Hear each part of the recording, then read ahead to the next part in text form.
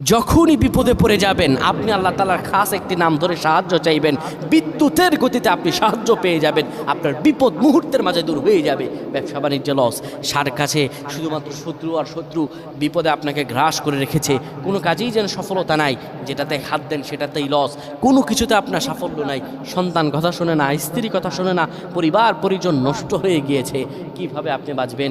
প্রবাসে আটকা পড়ে গেছেন, আসতেও পারেন না, কোনো কাজও পাচ্ছেন না, আপনি আমলটা করেন। এটি আমার কথা নয়, বিশ্বনবী মুহাম্মদ রাসূলুল্লাহ সাল্লাল্লাহু আলাইহি ওয়াসাল্লামের প্রিয় সাহাবী হযরত যায়েদ রাদিয়াল্লাহু তাআলা আনহু, তিনি একবার মক্কা থেকে হিজরত করে যখন মদিনায় যাবেন, ঠিক সেই সময় বিপদে পড়ে যান। ওনাকে একটি লোক বিপদে আটকে ফেলে এবং ওনাকে হত্যা করার চেষ্টা করে। তখন তিনি আল্লাহ তাআলার এই খাস নামটি ধরে সাহায্য চেয়েছিলেন, আল্লাহ তাআলা তাকে বিপদ থেকে মুক্ত করেছেন। সুবহানাল্লাহ। সেই দোয়াটা কি? তিনি যখন বিপদে পড়ে যান তিনি বলেন, আগিসনি ইয়া রহমান।